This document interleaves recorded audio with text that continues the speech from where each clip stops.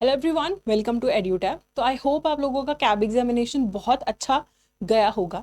लेकिन हमें इस एग्जामिनेशन से बहुत कुछ सीखने को भी मिला है। जिन लोगों का तो एग्ज़ाम क्लियर हो गया, वेल एंड गुड, लेकिन बहुत सारे लोग हैं जो किसी न किसी कारण इस एग्ज़ाम को नहीं क्लियर कर पाए हैं, कुछ नंबरों से रह गया, या ऐसे स्टूडेंट्स हैं जिन्होंने अभी फ्यूचर में इसको अटेम्प्ट करना है, आने वाले साइकिल में इसे अटेम्प्ट करना है। तो हमें हमेशा पुरानी मिस्टेक से, पुराने लोगों के एक्सपीरियंस से सीखना चाहिए। तो हमें इस बार की जुलाई 2024 के कैब एग्जामिनेशन BRBL से क्या सीखने को मिला है वो हम देखेंगे। क्या हमारी की लर्निंग्स हैं जो हमें फ्यूचर में अपनी प्रिपरेशन में काम में लानी है। तो सबसे पहले ओवरऑल अगर हम इस पेपर का लेवल देखें तो मॉडरेट था। एक चीज़ मैंने नोटिस करी है कि शिफ्ट्स में भी there was a difference of difficulty level. जो पहला शिफ्ट था और दूसरा शिफ्ट था, वो कंपेरेटिवली ईजियर साइड पे ज़्यादा था। जो शिफ्ट आखिरी वाला था वो थोड़ा मॉडरेट की साइड पे चला गया, it was not that easy. और जो वेटेज ऑफ मॉड्यूल्स है वो भी चेंज होते रहे हैं। तो अगर हम मॉड्यूल्स की वेटेज की बात करें तो सबसे ज़्यादा वेटेज हमें एज ऑलवेज देखने को मिली है मॉड्यूल डी में एंड सी में। उसके बाद तो सबसे ज़्यादा इंपॉर्टेंट हमारे लिए रहे हैं मॉड्यूल सी एंड डी। अब ऑब्वियसली इनका वेटेज इसलिए भी ज़्यादा होगा क्योंकि चैप्टर्स भी इनमें ज़्यादा हैं, इनमें चैप्टर्स भी बहुत ज़्यादा हैं, बहुत बड़े बड़े एक्ट्स हैं। सबसे कम देखे गए हैं क्वेश्चंस मॉड्यूल बी में से आए हैं, और ए में से भी ठीक ठाक लगभग 20 नंबर का पेपर तो ए मॉड्यूल में से भी आया है। सो पहला शिफ्ट जो था वो सी और डी में ज़्यादा था, और कुछ शिफ्ट्स में ए में काफ़ी क्वेश्चंस पूछे गए हैं, लेकिन ओवरऑल बी मॉड्यूल का जो वेटेज है कम ही रहा है।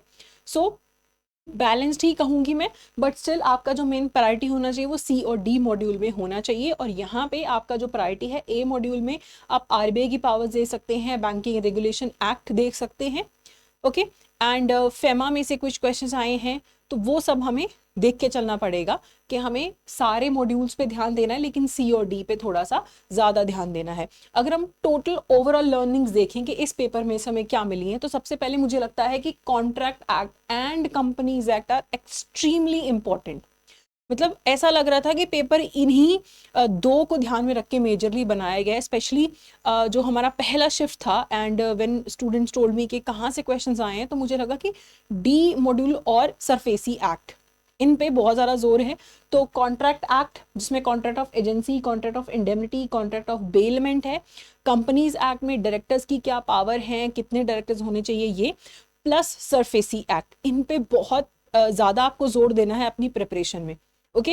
एंड आपका जो मॉड्यूल सी है उसमें भी सरफेसी एक्ट 17A से लेके आई थिंक 17H तक आपका सरफेसी एक्ट के बारे में ही है। मेन आपको इंपॉर्टेंस देनी है मॉड्यूल सी एंड डी को। अगर यही पैटर्न फ्यूचर में फॉलो हुआ तो सी एंड डी मॉड्यूल में से आपका मेजर पेपर आएगा, ओके। बट आपको साथ में ही जो RBI एक्ट है और RBI एक्ट की जो लाइसेंसिंग की पावर है डिफरेंट डिफरेंट बैंक्स की, स्मॉल फाइनेंस बैंक्स को लाइसेंस देता है, पेमेंट बैंक्स को लाइसेंस देता है। तो आपकी जो बुक है IABF की, जो बुक है मैकमिलन की, उसमें तो पेमेंट बैंक्स और जो स्मॉल फाइनेंस बैंक्स हैं उनका बोला गया कि follow this link to further read about it. So you have to follow that link, and RBI की वेबसाइट पे जाके आपको पेमेंट बैंक्स और स्मॉल फाइनेंस बैंक्स की लाइसेंसिंग पॉलिसी को पढ़ना पड़ेगा, ठीक है। तो बुक से बाहर भी थोड़ा सा आपको पढ़ना पड़ेगा। जो भी आपकी बुक है उसमें से अगर आप सेल्फ प्रिपरेशन कर रहे हैं, बुक में जो भी लिंक्स दिए गए हैं उनको फॉलो करके पढ़ना है, क्योंकि वहां से पेपर आया है, अच्छा खासा आया है, ओके। उसके बाद कोई भी मॉड्यूल को आपको ड्रॉप नहीं करना है। मैं हमेशा बोलती हूँ कि कोई भी मॉड्यूल ड्रॉप मत करो, ठीक है। अगर आप सारे पार्ट सब पार्ट्स मिला लें तो इसमें 60+ चैप्टर्स हैं इस बुक के अंदर, ठीक है। देखने में तो ऐसा लगता है कि 34 चैप्टर्स हैं, लेकिन 17A से लेके 17H है। फिर उसके बाद चैप्टर नंबर 26 के मल्टीपल पार्ट्स हैं, चैप्टर नंबर 25 के मल्टीपल पार्ट्स हैं। तो वो सब मिला के चलें तो 60 से ऊपर चैप्टर हैं। सिर्फ 14 चैप्टर मॉड्यूल A और B में से हैं, बाकी सारे C और D में हैं। तो प्रोपोर्शनेटली 14 के हिसाब से भी ठीक ठाक पेपर आ जाता है। सो आई नेवर आस्क एनीवन कि कोई भी मॉड्यूल स्किप करो। हाँ, इंपॉर्टेंस आपको C और D को ज्यादा देनी है, but don't skip anything. Time properly जरूर मैनेज करिए, both in your preparation and during the paper. जब आप प्रिपरेशन कर रहे हैं तब आपको प्रॉपर आपका शेड्यूल होना चाहिए, मंथली, वीकली, डेली शेड्यूल होना चाहिए, ताकि आप प्रॉपरली टाइम मैनेज करें, क्योंकि जॉब के साथ टाइम मैनेज करना, you know, it is not that easy. उसके बाद दूसरी चीज़ है कि जब आप पेपर दे रहे हैं तब भी आपका टाइम मैनेज होना चाहिए। उसके लिए आपको क्या करना है, आपको पहले प्रैक्टिस ज़रूर करते रहना है। आप कोई कोर्स ले रहे हैं, नहीं ले रहे हैं, कोई इशू नहीं है, बट प्रैक्टिस समवेयर, और ऑनलाइन, नॉट रिटन, क्योंकि वहां पे भी आपको ऑनलाइन पेपर देना है, तो आपकी प्रैक्टिस जरूर होनी चाहिए। उसके बाद वन लाइनर क्वेश्चंस आते हैं हर पेपर में, 5-6 वन लाइनर क्वेश्चन आए हैं हर शिफ्ट में। तो इट मीन्स के ऑप्शंस नहीं दिए होंगे, ऑप्शंस नहीं है यानी कि आपको चीज़ें याद होनी चाहिए। तो ये वन लाइनर आपके प्रिपेयर होने ज़रूरी है, और बहुत ना सिंपल चीज़ें आते हैं वन लाइनर में। डरना नहीं है आपको वन लाइनर से, क्योंकि बहुत सिंपल आ रहे हैं। जैसे मिनिमम डेजिग्नेटेड पार्टनर्स एक एलएलपी में कितने होने चाहिए, 2 होने चाहिए, बहुत ईजी है। तो ये तो बिना ऑप्शन के भी याद है। तो इस टाइप के वन लाइनर्स आते हैं। और केस स्टडीज, बहुत सारी केस स्टडीज आई हैं एक शिफ्ट में, I don't remember which shift, 6 case studies अगर आ जाती हैं, 8 केस स्टडीज आई हैं एक शिफ्ट के अंदर, तो यानी कि 8 केस स्टडी हैं, हर केस स्टडी में 5 क्वेश्चन है, तो 40 क्वेश्चन सीधे केस स्टडी के हो गए। एक शिफ्ट में 6 केस स्टडी थी, तो 6 × 5 30 क्वेश्चन सीधे सीधे केस स्टडीज के हैं। यानी कि मेक और ब्रेक जो है सारा केस स्टडी पे डिपेंड कर रहा है यहाँ पे। क्योंकि आपका अगर 1/3 या उससे ज़्यादा पेपर सिर्फ केस स्टडीज़ की फॉर्म में आ रहा है, तो इट मीन्स आपका इन डेप्थ नॉलेज बहुत अच्छा होना चाहिए इस एग्जाम को क्रैक करने के लिए। तो यहाँ पे सबसे पहले अगर आप बुक से प्रिपेयर कर रहे हैं तो थॉरली बुक की एक एक चीज़ को पढ़ो, उसमें जो लिंक्स दिए गए हैं उनको फॉलो करिए, और उनसे भी आपको प्रिपेयर करना है। फिर इन डेप्थ आपको पढ़ाई करनी है। इन डेप्थ क्यों करनी है? Because it is somehow related to your case studies. Case studies में आपको ऐसे बोल दिया जाता है कि एबीसी कंपनी है, XYZ कंपनी है, उसने ये किया वो किया, तो आपको वहां पे अगर तो नॉलेज ऑफ द कॉन्सेप्ट है, केस स्टडीज बहुत इजी हो जाती हैं। लेकिन अगर आपको नहीं पता, कॉन्सेप्ट नहीं पता, तो फिर आप केस स्टडीज नहीं कर पाएंगे।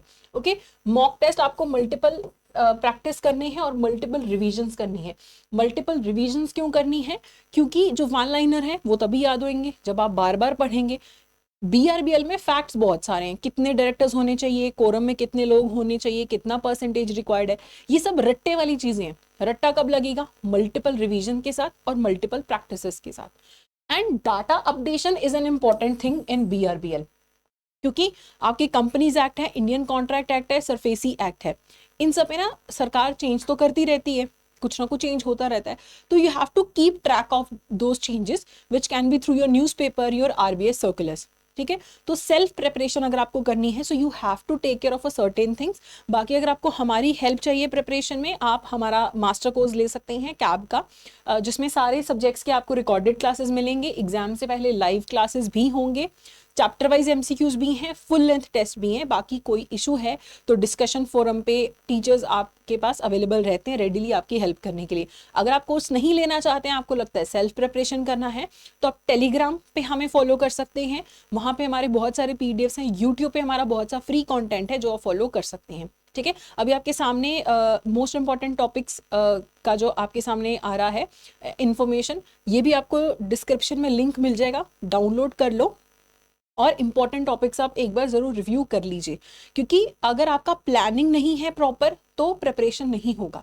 दूसरी बात, लोग सोचते हैं कि जैसे जैब में हमने 10 दिन पहले पढ़ाई करी और हमारा जैब क्लियर हो गया 15 दिन में, 20 दिन में, तो कैब भी हो जाएगा। That is not the case here, because जो जैब का सिलेबस है it is quite easy if you compare it to CAIIB. तो आपको थोड़ा सा, एटलीस्ट मेरा हमेशा रिकमेंडेशन रहता है कि 2 मंथ्स का आप प्रिपरेशन लेके चलिए। अगर आप 2 महीने अच्छे से प्रिपरेशन करते हैं, then CAIIB can also be easy, उसको ईजिली आप क्रैक फिर कर सकते हैं। ठीक है, बाकी कोई भी आपको और जानकारी चाहिए, आप हमें कांटेक्ट कर सकते हैं ऑन 8146207241 प्लस hello@edutab.co.in पे आप मेल भी ड्रॉप कर सकते हैं। So I hope your preparation will be extremely well and it will be well planned. So that's it for today, thank you so much.